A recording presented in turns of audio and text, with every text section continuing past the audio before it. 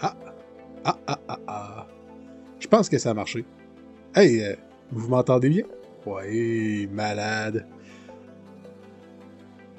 Bon matin. Comment ça va, vous autres? Moi, perso, ça va quand même super bien. Bon, aujourd'hui, je disais que je voulais parler à propos de Deutéronome. En fait, de Nombre et de Deutéronome. Parce que, dans le fond, en lisant la Bible, quand on passe par le livre des Nombres, puis après ça, le Deutéronome, vous vous êtes peut-être déjà posé la question, moi par exemple, je me la suis posée, à qui parle Moïse? Ouais, parce que dans le fond, là, oui, c'est certain qu'on peut se dire, oui, il parle au peuple, mais je vous explose un peu la question comme il faut, parce que dans le livre des Nombres, Dieu punit sévèrement le peuple qui s'est rebellé, et puis, comme punition, Dieu il déclare que personne de cette génération-là va entrer dans la terre promise. Même que c'est pire que pire, parce que la génération au complet doit mourir avant que le peuple puisse passer à la prochaine étape. Et puis ça, on voit ça dans Nombre 14, 29, 30. Vos cadavres, tu sais, ça commence fort là, quand même. Vos cadavres tomberont dans ce désert. Vous tous, dont on fait le dénombrement, en vous comptant depuis l'âge de 20 ans et au-dessus, et qui avez murmuré contre moi. Vous n'entrerez point dans le pays que j'avais juré de vous faire habiter, excepté Caleb, fils de Jephuné, et Josué, fils de Nun. Ouais, hein, c'est quand même assez... c'est drette là, hein? Même que, quand on continue dans Nombre 26, ça se confirme encore plus. Au verset 64, parmi eux, puis là, je vous épargne vraiment la suite de noms qu'il y a avant tout ça, parce que il nomme vraiment une bonne liste de noms. Parmi eux, il n'y avait aucun des enfants d'Israël dont Moïse et le sacrificateur Aaron avaient fait le dénombrement dans le désert du Sinaï. Car l'Éternel avait dit... Ils mourront dans le désert, et il n'en restera pas un, excepté Caleb, fils de Jephuné, et Josué, fils de Nun. Ça nous confirme que la génération qui était promise à mourir dans le désert doit ne plus exister avant d'arriver de l'autre côté du Jourdain. C'est drastique, j'en conviens, mais ça a le mérite d'être clair. Fait que, si vous continuez à lire, tout bonnement, comme ça, comme si de rien n'était. En arrivant dans Deutéronome, il y a ce qu'on pourrait prendre comme une contradiction. À moins que Moïse parle vraiment à des morts vivants, parce que là, c'est un peu bizarre. Dans le Deutéronome, Moïse est un peu comme en fin de vie, puis il s'adresse au peuple pour les dernières fois, après 40 ans à tourner en rond dans le désert. Ça fait bizarre. Regardez ça. Ici, dans Deutéronome 5, l'Éternel vous parla face à face sur la montagne, au milieu du feu. Vous parla. Je me tins alors entre l'Éternel et vous, pour vous annoncer la parole de l'Éternel, car vous aviez peur du feu, et vous ne montâmes point sur la montagne. Il dit... Je suis l'Éternel ton Dieu, qui t'ai fait sortir du pays d'Égypte, de la maison de servitude.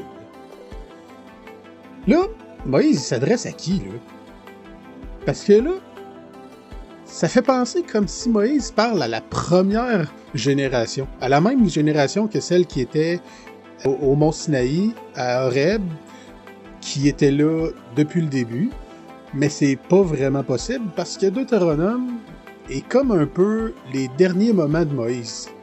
Donc le peuple s'apprête à aller vers la terre promise. Et puis par déduction, ceux qui sont là sont pas les mêmes qu'il y a 40 ans dans Timeline. Vous voyez, c'est comme un peu ça ma question aujourd'hui. C'est vraiment à qui s'adresse Moïse. Puis ça m'intrigue. Bon. C'est quand même pas trop compliqué, vous allez voir. Puis en plus, ça nous montre plus en détail comment on raisonnait dans ce temps-là. Vous allez comprendre. Premièrement, oui, Moïse s'adresse à la nouvelle génération et non à l'ancienne. Ça, c'est un petit peu obvious. Il s'adresse à ceux qui vont pouvoir traverser le Jourdain pour aller prendre possession de la terre promise. Il faut aussi voir que les plus jeunes du peuple, quand c'est arrivé, ceux-là qui étaient en bas de 20 ans ont grandi. Donc, petit calcul rapide, scientifique, bien dur, bien compliqué. Pour ceux-là qui avaient 19 ans, ils ont maintenant 59 ans. Ouais, je le sais, j'ai saigné du nez. Et puis, à 19 ans, on a pas mal conscience de ce qui arrive dans notre entourage. Puis en même temps, les parents ont eu le temps, en 40 ans, à tourner en rond, d'expliquer puis de raconter à leurs enfants ce qui est arrivé. Et puis, à 59 ans, j'ose espérer qu'ils sont capables de comprendre en se remémorant tout ça. Je le sais, ça a l'air vraiment insignifiant, mais c'est quand même déjà une bonne grosse partie du à qui s'adresse. Maintenant, ça l'explique pas pourquoi Moïse parle aux jeunes, rendus plus vieux, comme si c'était eux qui avaient fait la gaffe. Comme si c'était eux qui étaient sortis d'Égypte. En partie, peut-être qu'il y en a une couple que oui, mais ils étaient trop jeunes pour pouvoir s'en rappeler vraiment. Ils ont tous entendu ça juste par des histoires. Et puis c'est là qu'on voit l'importance de la tradition orale, qui est encore ancrée dans la façon de vivre des Israélites à cette époque-là. Puis la tradition orale, c'est simplement dit, parce que je pourrais faire quand même un épisode entier juste sur la tradition orale, la transmission de la connaissance, de certaines lois, de la sagesse, en les disant simplement d'un ancien à un plus jeune. Mais c'était du sérieux, c'est la survie du peuple en entier qui en découle. C'est le pouvoir du souvenir, c'est un mouvement vivant, perpétuel, qui garde le peuple dans une bonne voie. Et puis, Deutéronome insiste beaucoup sur le fait de se souvenir en tant que peuple, en tant qu'individu qui fait partie du peuple aussi. Je dois rajouter que plusieurs théologiens se sont penchés sur la question, nous précisent que cette façon-là de parler au peuple, par Moïse, c'était pas juste par tradition, mais c'était aussi plus intentionnel qu'on peut le penser. De ce que j'ai vu, de ce que j'ai pu comprendre, c'est comme une grosse cérémonie de clôture d'un chapitre du peuple. C'est comme la mise à jour de l'alliance que Dieu avait faite au début avec le peuple. Et puis, juste de même, fun fact un peu en passant, on écrivait rarement dans ce temps-là.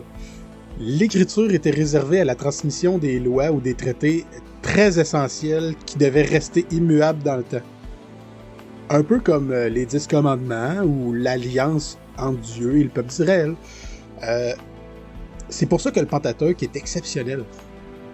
C'est un recueil de manuscrits écrits, pas juste rare parce qu'il est vieux, mais aussi rare parce que c'était pas quelque chose qu'on faisait.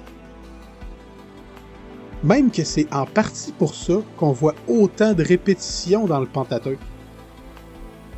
Parce qu'on voit très bien la tradition orale se perpétuer dans les écrits.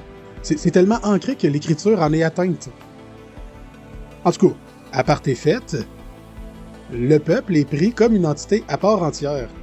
Dans le même sens que si chacun a leur individualité, leur peuple est comme une grande famille.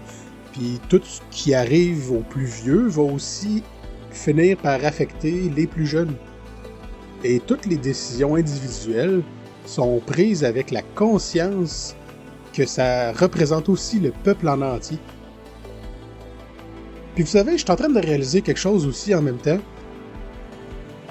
Pour nous, là, toute cette histoire-là, ça nous montre un peu la justice puis la miséricorde de Dieu.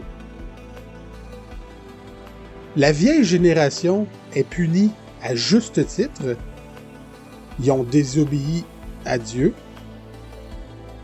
Mais Dieu il garde pas sa punition pour la génération qui suit. Avec la jeune génération, l'Alliance est renouvelée, rafraîchie, mais surtout conservée. Et puis pour finir, là, tout ça là, pour expliquer que les interactions du Deutéronome, dans le fond, Moïse essaye d'encourager pour une dernière fois le peuple en tant que peuple, qui perdure dans le temps malgré les générations changeantes, à se souvenir pourquoi ils sont rendus là et où ils sont rendus. Dans le désert, avant de prendre la terre promise par Dieu, après la sortie d'Égypte. C'est une façon de demander à la nouvelle génération de ne pas répéter les mêmes erreurs de leur père avant eux. Et c'est une adresse formelle à un peuple uni dans son ensemble pour que la nouvelle génération, maintenant réinformée, se doive de prendre la responsabilité de faire le pas que leurs ancêtres ont pas su faire. C'est pas compliqué, les amis. Hey, si vous avez apprécié cet épisode-là, il y en a plein d'autres comme ça qui s'en viennent.